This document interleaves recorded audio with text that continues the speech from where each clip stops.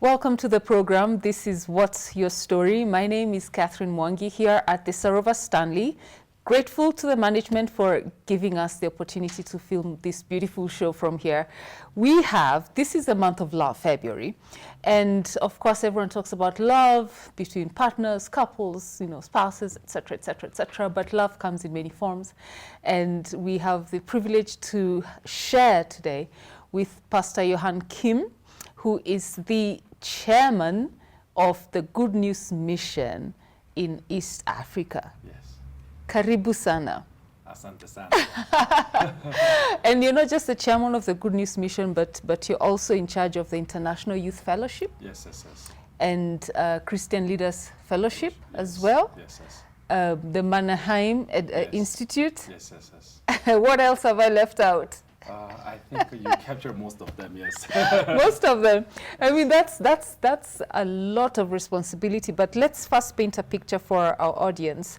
Good News Mission is a ministry under Reverend Su. Oksu Park. Yes, Yes. yeah, Oksu Park, Yes. yes. So tell us a bit more about, first of all, that titan of faith, Yes. so that now we distill down to your story. Yes.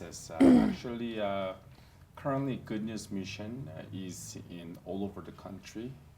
We see about 100 countries around the world, and we have all the missionaries over there.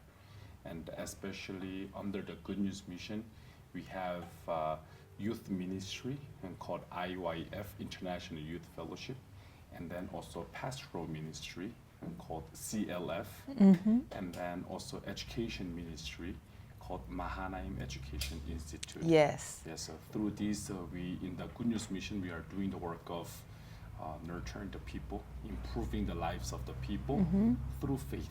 And so we mainly focus on also preaching the gospel through these three sectors as well. Yes, so the youth, education, and the pastors, of course. Yes. Who is Reverend Okpakso? He is the founder of Good News Mission, of course, also founder for IYF, CLF, and Mahanaim Education Institute. And then now he is traveling all around the world preaching the gospel. Especially, he is the one who is really focusing on doctrinal aspect of this gospel and that the Bible is trying to talk about.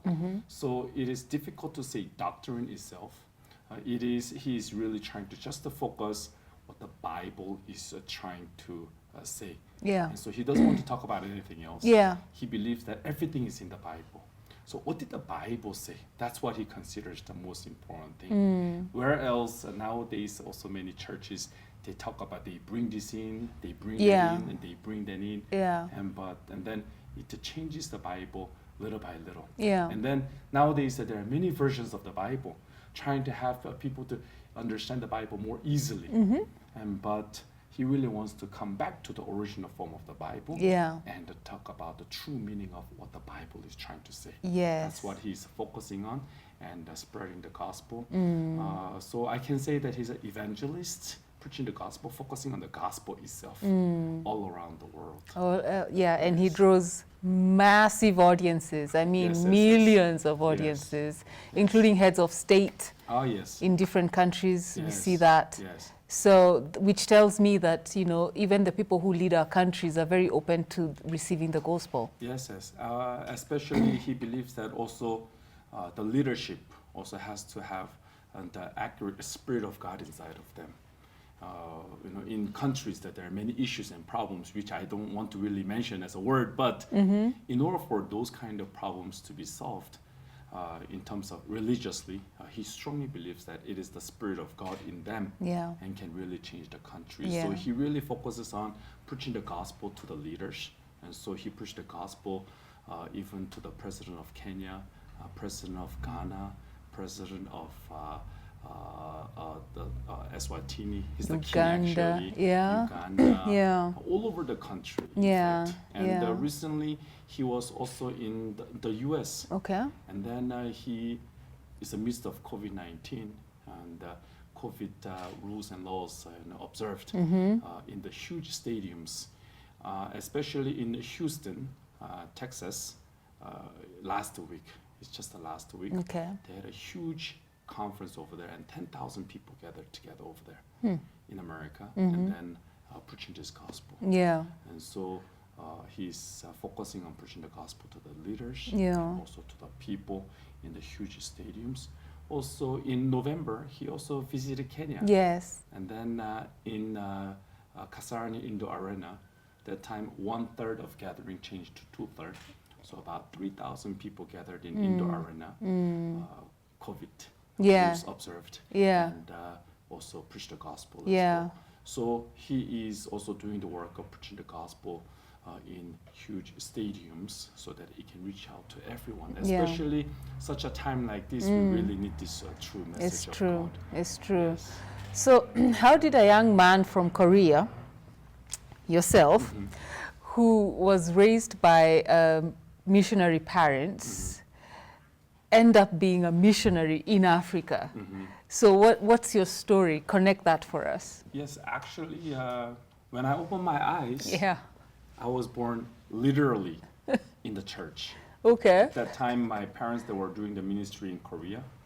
I was born in a city called Masan. Okay. Yes, and then that time also Korea economically wasn't so well off. And then I was told by my mom that because they didn't have the money to go to the hospital, I was born in the church toilet. Really? Yes. Wow. That time, the toilet and the showering place is at the same place. And so the old grandmother in the church came to the church to receive me. So Wow. literally, I was born in the church and I was raised in the church. Yes. And then when I was in 5th grade, my father was dispatched to Los Angeles in America as a missionary. So I went along. And when I was in elementary school, there's just one thing that I really hated the most, and that was to study. Yes. I don't know about you, but for me, I really hated studying. I think many viewers would also agree with me. I'm not agreeing with you. Okay. You So- hated your books completely. Yes. And so in such a condition, I went to America. Imagine, now I need to get used to the new atmosphere of studies, and I have to learn the whole new language. Oh, English. Yes. Uh-huh. That time I didn't even know alphabets. So I went and imagine I had a lot of difficulties and a lot of stress and pressure. And due to that, I began to hang out with a little bit of, so-called bad guys. Okay. Yes, because I couldn't get used to the study. Okay. I couldn't get used to the new life. And I really wanted to set a good role model in the church and even in life because my father is a pastor. Yes, so my father is saying, you got to do it like this, like this. He's preaching all these good words, and then the son is not like that. The opposite. Yeah, so at least for the sake of my father, I wanted to be a good boy. But no matter what I try, I turn back, the problem is already caused. Yeah, so And you didn't know how. I didn't know how to change myself. So even my parents also did not know how to control me. There was a time that I got into trouble. And then in America, parents cannot cane their children by law. Okay. So if they do, police finds out, the parents are arrested. Wow. But in Korea, we had that time a lot of caning. Yes. Yeah, so one time, I still remember vividly, I did something wrong, and then I had to do a push-up position, and then he brought a tennis racket, and Wow. then he hit my butt with the net, and then it didn't hurt because it was a net, it was bouncing off, but I was acting like, It's it's hurting. But I think later he realized that it's he not. turned it around, and then he began to beat my butt with a handle. And then there was a time that he also caned me with a fishing pole. Yes, and that's how much I was also in trouble. Yeah. I couldn't change myself, and that is the time that my father realized that he cannot change me.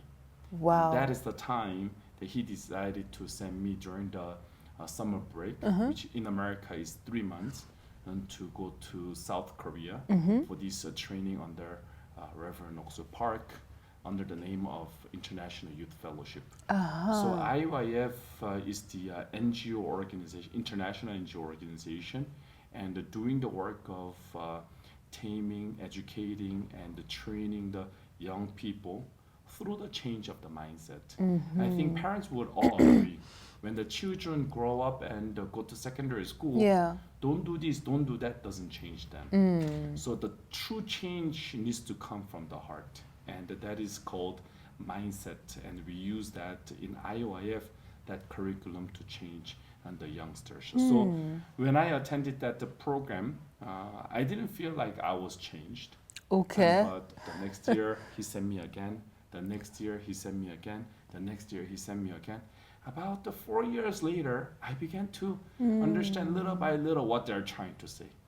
Because, you know, human beings, they don't change like swiping the files or it's something a process. like that. Yes. So 4 years later, I began to see my life, and I began to think more deeply, and I began to change my heart. And then I think it was on the 4th year that I was attending the IUIF camp. And then Reverend Oksu Park on the last day, he wanted to give hope on the last day. We were having like a fire camp. About 800 youth gathered together from about 35 different countries that time. So as we were doing the last day fire camp, he was giving the last message. And then he said, he spoke about the Peter.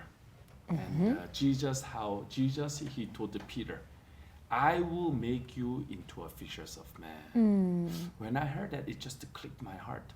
I will. Jesus said, I will. So it is the will of Jesus to change Peter. It wasn't the will of Peter. I will make you.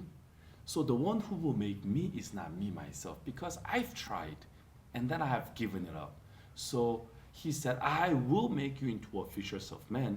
Then surely he will make me into a fishers of men. And that one word just came into my heart. And then time passed by. That was now when I was in high school. And then I went to university in New York. And then after finishing the university, you know, all Korean men have responsibility to join the army. Oh, okay. Yes, because of North Korea and South Korea relationship. So I joined the army, and then I came out, and then I went to Reverend Oksu Park. Now I got discharged from the military. What should I do?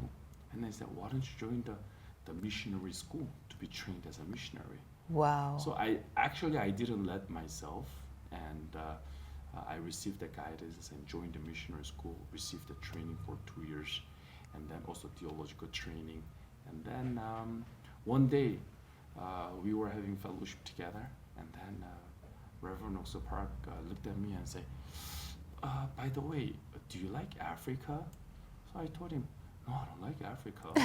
Because even by that time, I never thought about Africa. Because I grew up in America. I thought I would go back to America and do the mission work and all that. He said, do you like Africa? No, I don't like Africa. Oh, really? Oh, us pastors, we discussed to maybe dispatch you to Africa, Kenya. Oh, really? Then I like Africa. And I asked him, then when should I go? He said, go tomorrow. What? So I literally looked for a ticket to leave tomorrow, the next day. And then there was about $700 difference with the next day and the other day. So he said, then go the other day. So in 2 days, I packed my stuff and then came to Kenya. Wow. In the year 2009. So this is my 13th year. 13th year. Yes, living in Kenya.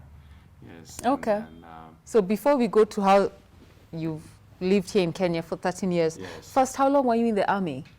2 years. Ah. Yes. So were you dispatched to different countries, or you were training from Korea? Yes, so we were training from Korea. Ah, yes. I see. So 2 years and then you left the army. Yes. Ah, nice. And then there's a story I need you to tell us, which I have the privilege of knowing beforehand, about when you were with these bad boys, the bad company, First, where are they now? Are they all reformed?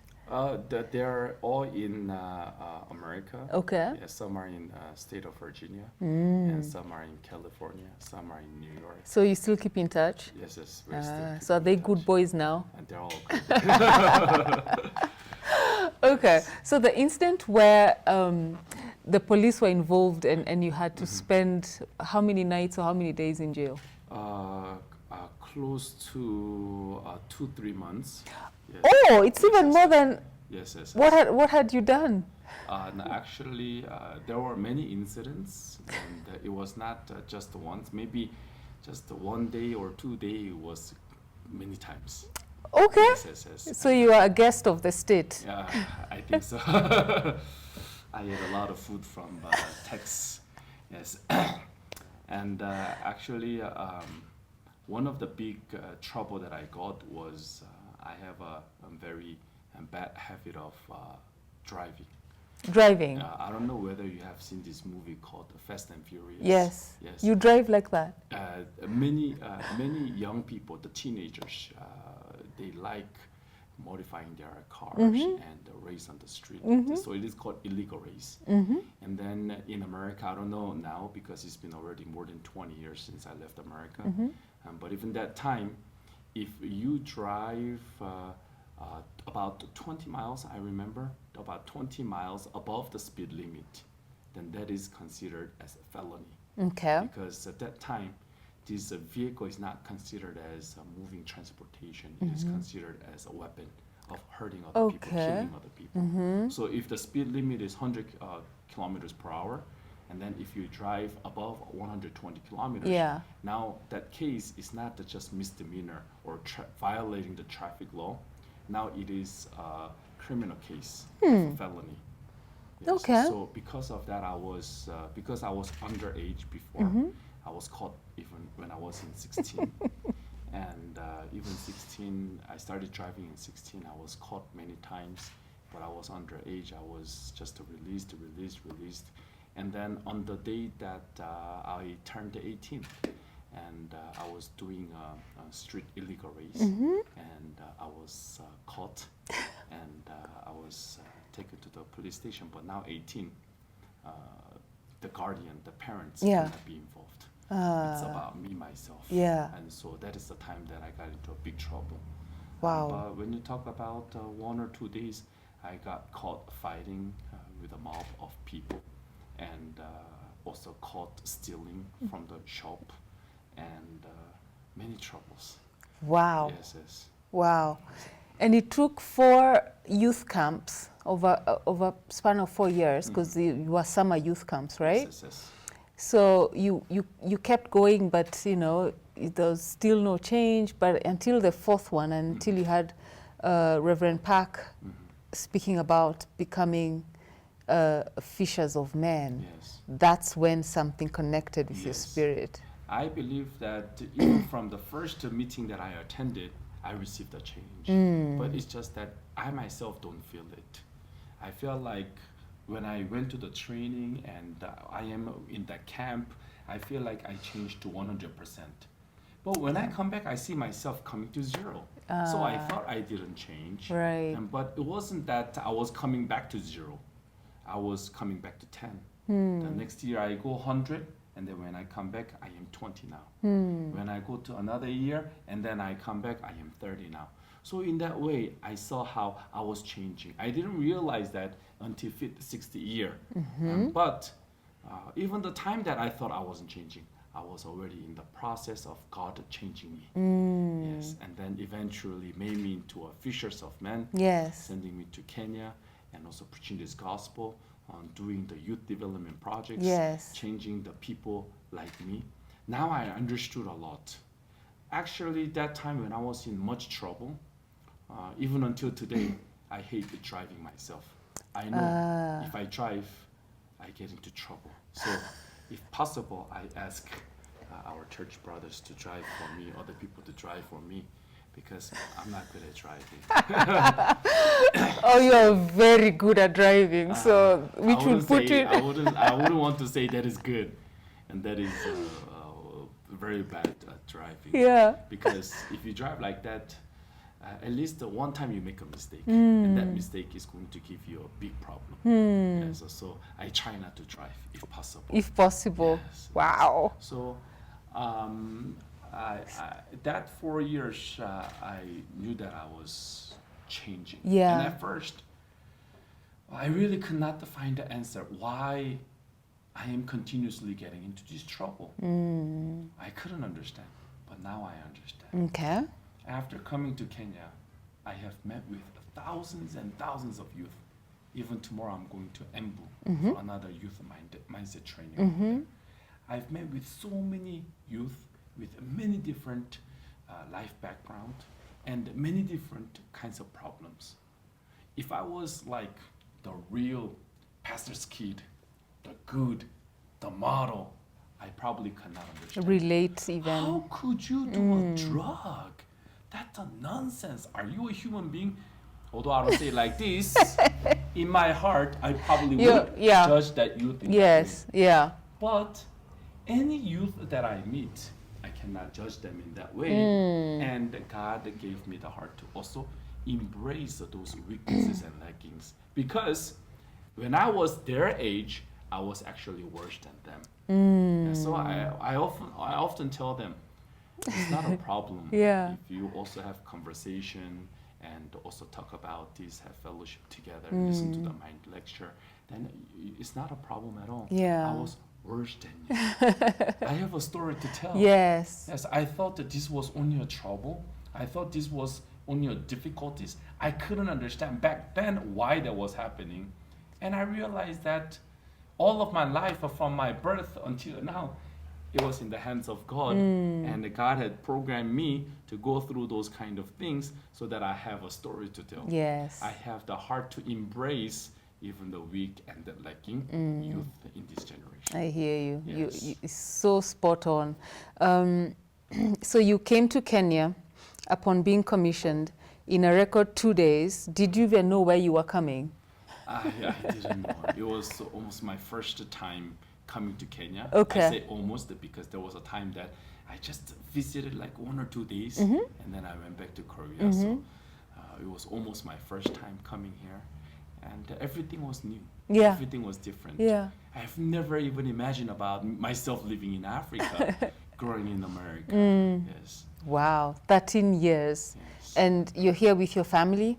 Yes. Okay, you've been serving together with your wife. Yes. And I also forgot to mention at the start, you're also the chairman of the Good News Broadcast system. GBS. Yeah, GBS Yes. TV channel. Yes. Yes, so again, a TV station that Yes. is also for good news as well as current affairs. Yes, Tell us yes. about actually that. Yes, actually, also the founder of GBS TV station is Reverend Park, and then he sent me here also to manage, and together with the management. And the reason why we established GBS TV station is because, as I said, Reverend Park is an evangelist. He loves preaching the gospel itself, the Bible itself.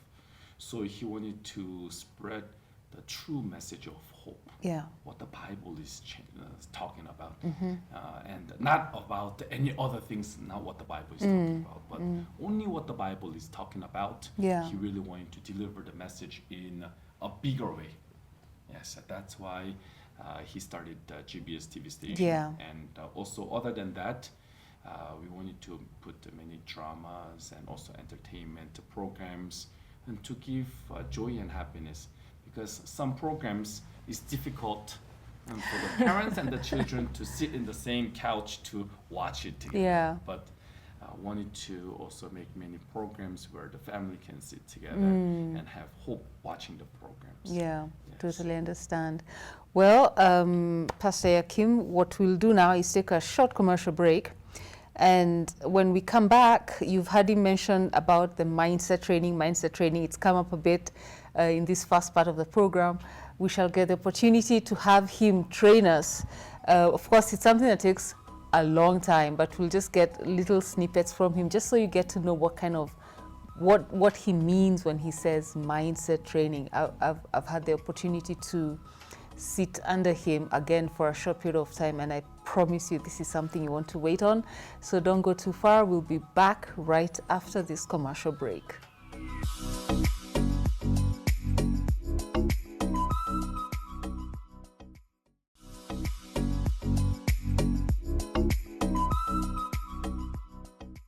Welcome back from the break. This is What's Your Story? My name is Catherine Mwangi. Thank you so much for staying on. We have with us the chairman and the reverend, the one in charge of the Good News Mission here in East Africa, Pastor, Doctor. Actually, those are your titles, Reverend Dr. Yohan Kim. Yes. So we have established how a young boy in Korea who was born literally in church to a missionary couple, schooled in America, and we've heard how what you went through your teenage years to the point where it could only take literally, again, the hand of God to to deliver you from that and commission you to Africa. And you've been here for 13 years. Yes. And you were talking a lot about mindset. And even when we met last year, you took us through, my colleagues and I, you just took us through that. And you know, I remember after that I said, you know what, you just have to come and share this. You just have to come and share this. So here we are. So what, first of all, who do you give this training to in Kenya? I know you already have established institutions that you train. Yes, yes. Actually, currently we work in MOU partnership with Ministry of Youth for last, I think, over 10 years. And we've been training the youth here and there. And especially once a year in Kasarani, we organize a huge youth mindset training camp.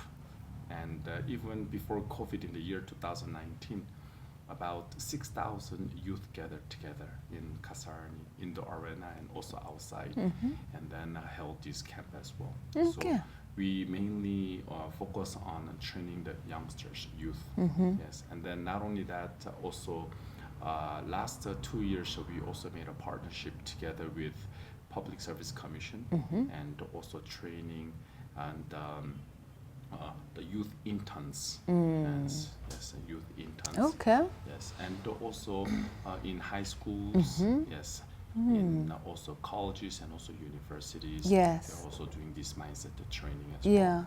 And so we are still in discussion, but we really pray and hope that this mindset education can be one of the curriculum and that can be taught not only to few high school but all the students, especially.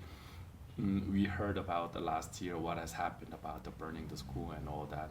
We believe that the mindset has to change so that we can actually stop this. Yes, so we really believe that, pray that this mindset can be as one of the curriculum to all secondary school students. Yes. So what is it? What's them? So now this is your opportunity to teach us. Yes, actually. And as a human being, we have IQ, which is intellectual quotient, and we have EQ, which is emotional quotient, and there is SQ, spiritual quotient. So in schools, they are teaching intellectual quotient. They heavily focus on academic. However, these two things are emptied. It's not taught. Even in the aspect of throwing a garbage on the street, that has to be taught. And so that they know that, this is not good. It may be comfortable for myself, but this is a place where we live together. So we need to throw this in a trash can. I mean, it may sound like something very simple, but it needs to be taught. So in the same way, through the mind education, we have to learn how these heart functions, how we have to control this heart and our mind. And so we learn heavily on intellectual, academic, but we are missing an emotional quotient, which is the mindset, and a spiritual quotient, which is a spirituality, spiritual life. So if these three things can come together and taught to our students and our youngsters, then really 10 years later, we are going to have the youth who have a strong mindset. And by youth and by these youngsters, we can also change this nation as well. So this mindset, what is mindset? Mindset is like a software in the computer. I have a MacBook computer, very nice, very expensive, but there's no software inside at all. Then although you try to turn on, nothing will turn on. Maybe you just turn on a black screen. So inside of it, there's gotta be a software system. So in the same way, our body is like the MacBook computer itself, and there is a software inside of us now, which is called the mindset. And even Microsoft, even Apple computers, they update, yes, continuously to improve the software continuously, isn't it? But what do we do to improve our software? What kind of system, training, education do we have to improve our software system? Yeah. But this software is invisible. And that's why people are not really interested. People are right now interested in what they see with their eyes in front of them, which is pesa pesa. Yes, that's why all of their interest is how much do I get? How much can I make? Yeah. However, even in the Bible says wherever money is, there's only a misery. When we only focus on money, yes, money is very important for our life. But when your mindset is strong, money follows your mindset. So those are people without a good mindset, then they will be the servant. They will be dragged by money. But those people who have a strong mindset to control money, and then they will control money, not being controlled by money. That's why we see also a lot of family disputes, fights, and also even murder and those kind of problems because of lack of mindset, lack of understanding about our software. Actually, I come from South Korea. Many people in Kenya see me as Chinese. You too. It's okay, yes, but I come from South Korea. South Korea was one of the smallest, is the smallest country around the whole world. Imagine South Korea can fit in Kenya 6.5 times. What? Yes. Is it as small as Israel?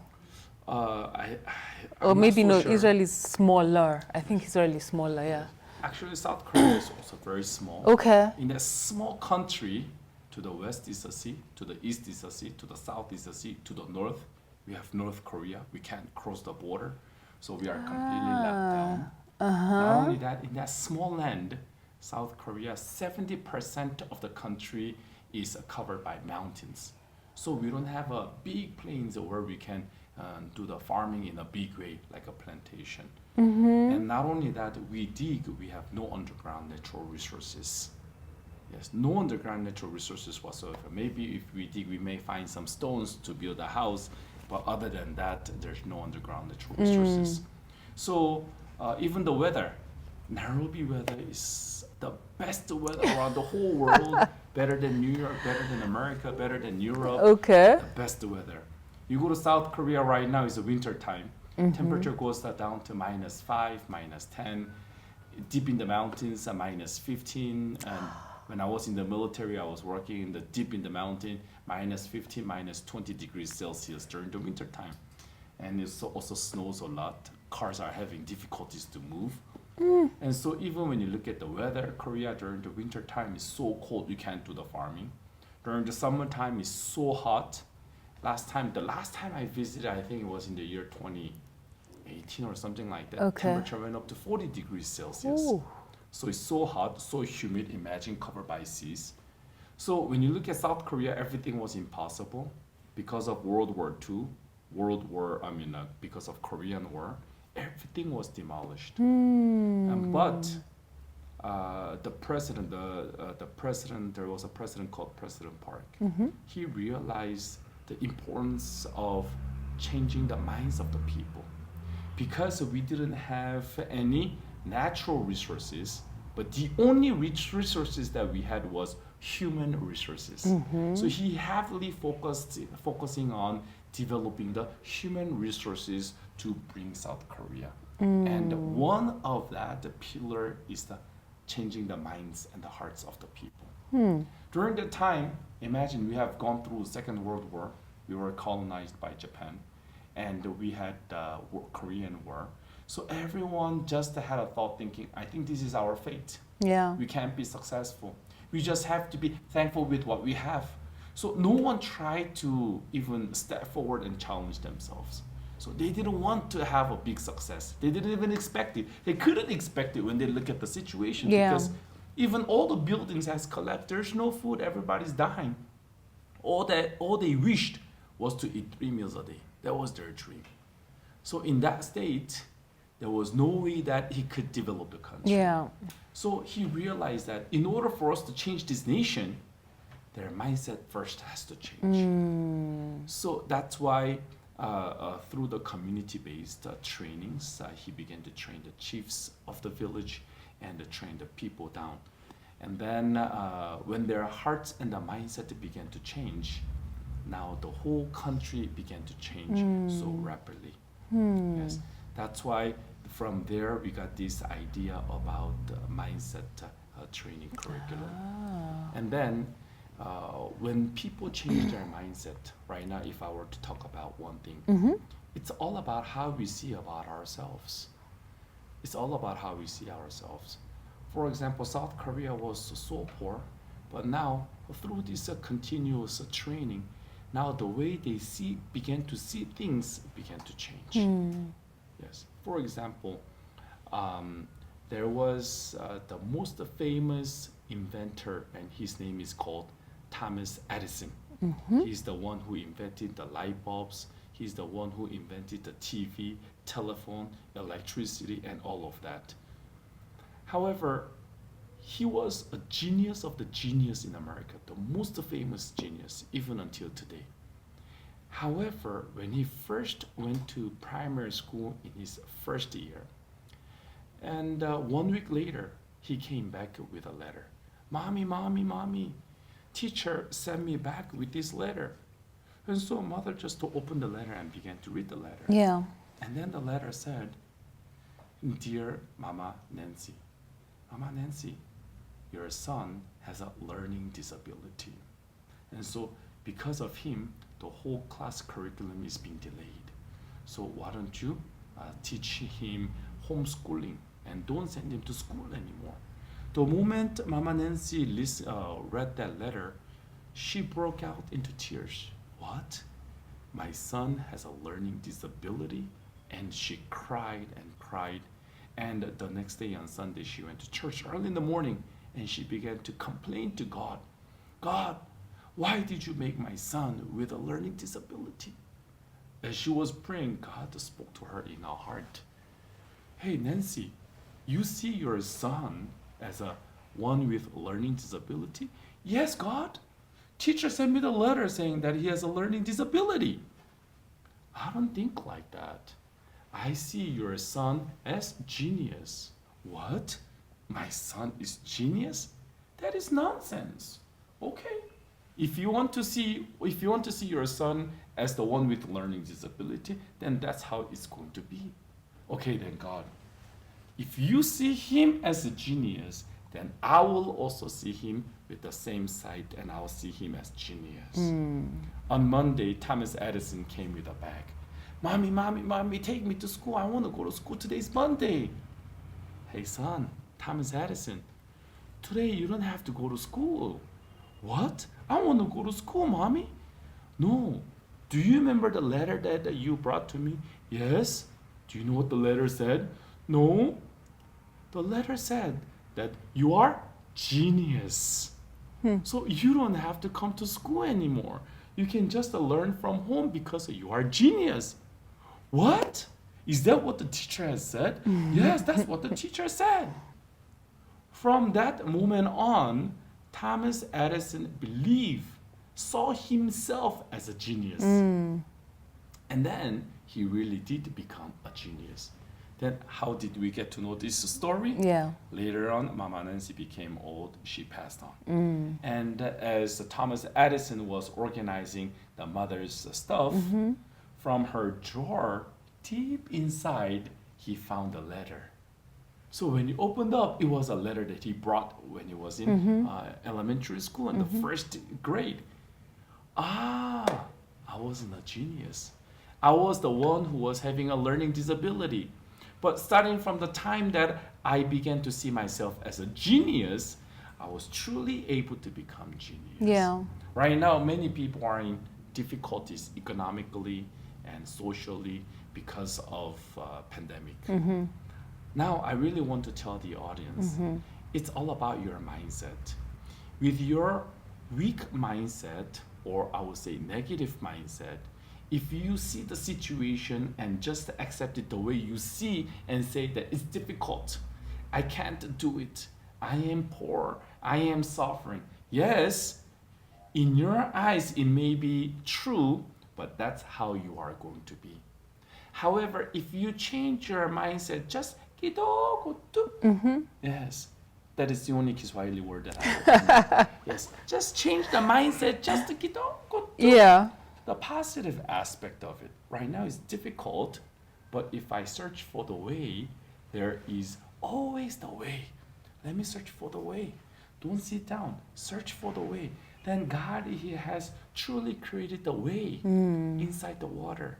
When Moses and the children of Israel came to the water, they didn't know how to cross that Red Sea. Yeah. However, when He put that cane into the water, there was a way under the water. In the same way, right now, many viewers, many audience, many people in Kenya, in the whole world, they have this and that kind of troubles.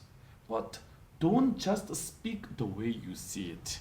All right, I was taught from KTN to change my mindset, just kidogo do and search for the way and believe that there is a way in the water. You can't see the way right now, you only see the water.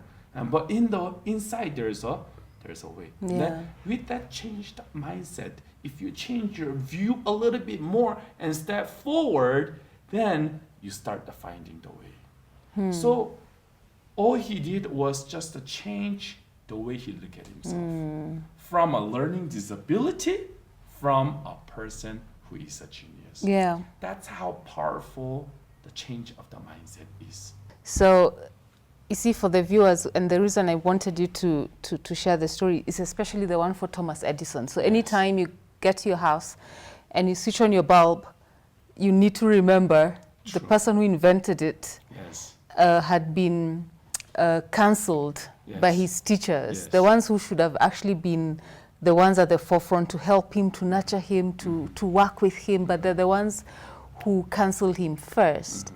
But then thank God for a mother who listens. Yes. And she changed her son's name, so to speak. And the son was actually an inventor. There's an invention inside of him, So it's like you said, it's not an easy thing to do, but I like that you gave that example, because it's the bulbs it's a global thing. The bulbs are not just in Korea or America. Yes. We all use them. So anytime you switch on your bulb, then you remember, yes, Thomas Edison wasn't even a genius, but he was a genius because he believed in it himself. Yes. And that's what mindset is about. Yes, as your mindset, as you continuously receive this mindset training, now, of course, like I said in the beginning, you want change like immediately, like changing the battery, the camera, or things like that. Turn on the light and you have the light right away. It's not like that. But when you continuously have this kind of mindset training, now later on, the way they look at things start to change. Yes. And then this seems only impossible, but you feel like, no. If we think about it in this perspective, it's possible. Right now, I am so difficult and my business is down. Yeah. But if you look at it from this perspective, this can also be a positive. Now your thought, the way you are thinking, the way you are using your heart and using your eyes, using your ears and using your mouth start to change. And now this applies not in only your economical situation, not only in your family, in human relationship, in the society, and in all over of our life. And it changes relationships as well. Yes. Because that change of perception. So even if it looks like, and especially I introduced the show by saying it's a love month and we're going to go there. But when say, for example, a couple thinks this is the end, but if they apply themselves to exactly what you have said, there has to be a way here. The key is to apply ourselves as opposed to giving up just because it looks dark, right? Yes. Yeah. Yes. Actually, as you have just mentioned, this is the month of love. And when the couples fight, I'm also married, I have a wife. When they fight in relationship, most of the time they don't fight because of big issues. It all starts with something small. So one thing that in the mindset that I teach the couples in relationship is that always realize that I can be wrong anytime. You know, in the story of Solomon's judgment, yes, there were two harlots, and then they were fighting. Yeah. Why do you think they were fighting? I think that's what we gotta think about. Why were these two harlots fighting? Because one killed one another? No, because they both were saying that they are right. This is my child. I am correct. You are wrong. The other harlot was saying, no, this is my child. You are wrong. So there was no solution. Yeah. When we fight, we are fighting not because of a problem itself. We want to insist that I am right and correct. But that one small little right heart is even taking away life Yeah. in the worst case scenario. Yes, and then it even splits the whole family, splits the relationship, and bring the hatred which you can now turn back later on and start saying some things that now you can't bring it back to your mouth. Yeah. So when we have that mindset that I'm also a human being, I'm also a person, right now I want to insist something to the one whom I love, but I can be wrong. Let me fall back, and then let me look at this problem from the beginning with the perspective that I can also be wrong. Yes.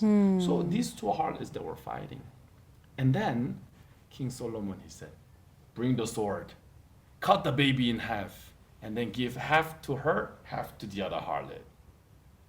The real mother came and said, no, His Majesty, this is not my child. Give this whole child to her. What did she just do?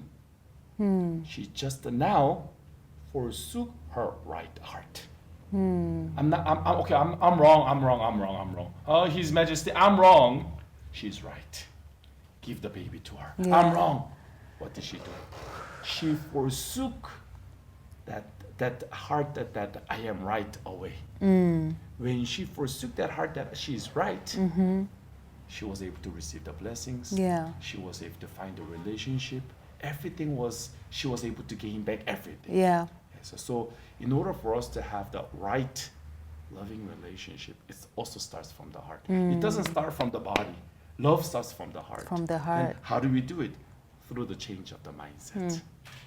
You know, I absolutely love what you have said. Like, it stops becoming about the problem. It becomes about everyone wanting to prove that I'm the right one. Yes. But I love what you've said in that I have to also get into that space knowing I could also be wrong and not right. I love it. That is powerful. Actually, you insist that I am right or you are wrong with a husband and wife. Yeah. And then after they reconcile, when they start the talking, sitting down quietly and then talking, you also find the many wrong aspects of yourself. Yeah. I don't know whether you have experienced that or not. No. I've experienced that a lot. You have experienced a lot. Yes. Oh gosh. So Reverend, as we wind up now, first of all, if anyone would want to reach you, are you accessible? Are your teachings accessible, or Reverend Park's teachings accessible? How would people reach you should they want to? You could just let them know. Anyone who would like to reach us can call. Yes, 0704 333 111.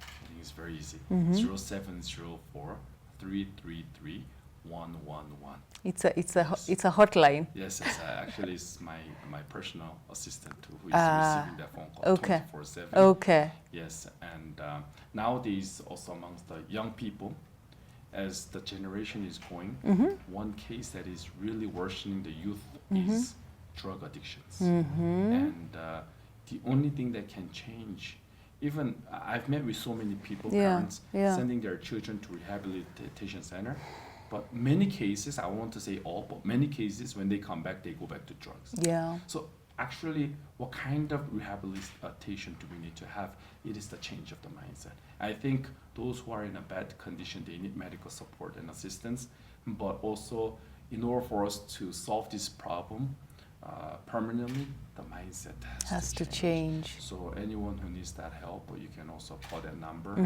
Anyone who has a fault, not you, but other people that support that. Please support and and you can also freely call the number, and we are more than able to give counseling and also give mindset training. Yes. And I fundamentally believe that this needs to be taught at a younger age, and that when they grow up with a strong mindset, Kenya will change, and through Kenya, the world will change. You're right about that. Amen to that. Yes. I mean, so that's 0704 333 111, right? That's correct. Perfect. Yes. So get in touch with the ministry. You've heard him. Even if you have members of your family who are struggling with drugs, which happens to be the thing now that is wiping away our young people, God forbid, get in touch, seek help. There's no shame in seeking for help. And if you're an organization and you need that mindset training, it's wide. We could just cover that little bit in the show today, but also get in touch with Reverend Kim, and he will see how to organize himself and his team to give you that training. Let's start in our small spaces, whether it's families, organizations, businesses. Let's see what can come out of that. He said, if we change as a nation, we change as a continent, we change as a world. Well, any final words, Reverend? Yes, I would wish you it is a month of February, very good, loving month with the family members together, understanding one another. If there's anything that you cannot understand, I hope you can approach it, believing that I can be wrong. Yeah. Step back, think about it, and have a discussion. Yeah. Nowadays, this generation, everything went to smartphone and the tablet, the computer, and even in the family, they lost the conversation. Imagine you are in the master bedroom, your children are in another room, you're in the same house, but they have a conversation through WhatsApp. So come out of your rooms, have a conversation together. In this month of love, I would really wish all of you to have a lot of conversation, not through a machine, but face to face. And then I believe that love will grow in the organization called family. Yes. So I hope share your love through the conversation, and God bless all of you. Thank you so much for coming today. Thank you for coming to Kenya on short notice 13 years ago. Thank you. And the work you've done here is phenomenal. So there are churches all over Kenya, Uganda, Tanzania, right? Yes. Have I left out a country? Rwanda? Rwanda, Burundi, Ethiopia. Yes. Yeah, and you take care of them. Yes. Wow, okay. And you still have time for your family, even as you're taking care of the rest of us. Yes. That's wonderful. Well, thank you for sharing your story. Thank you so much. Very uplifting how just a young man accepted the call and to serve in a strange continent that you're now calling home. So we hope to have more of you, and especially expanding on this mindset training in days to come. Thank you. Yeah, and to you watching, asanteni sana. Thank you for watching. The show is up on YouTube now. Should you need any more information, reach us on our handles, KTN Home _ on Instagram and Twitter, and on Facebook, it's KTN Home. Mine are at Kath Mwangi, both on Twitter and on Instagram. Take care of yourselves. The love month begins officially now. Well, no, of course, it started a few days ago. But like Reverend said, come together. Let the family unit come together. It starts there anyway. Say charity begins at home. So that's our lesson for today. Take care of yourselves. Sarova Stanley Hotel is located in the heart of Nairobi. Sarova Stanley is the hallmark of heritage. Home to some of Kenya's finest antiques and rich history, the hotel offers an array of services including accommodation, conferencing, as well as an eclectic mix of fine dining and quick food options. Sarova Stanley Hotel features a pool terrace and 3 restaurants, including the Pool Deck Restaurant serving alfresco buffet-style meals, the Thorn Tree Cafe, which is an open-air bistro-style cafe, and Tai Chi, offering authentic Thai cuisine. The Exchange Bar, where the Nairobi Stock Exchange was first launched, is an elegantly decadent plush lounge bar perfect for your meetings and a relaxing evening to unwind. Every Friday, we serve you the best of Swahili cuisine from breakfast to dinner, while Saturday afternoon, we treat our guests to a sumptuous meat market brunch at Pool Deck Restaurant.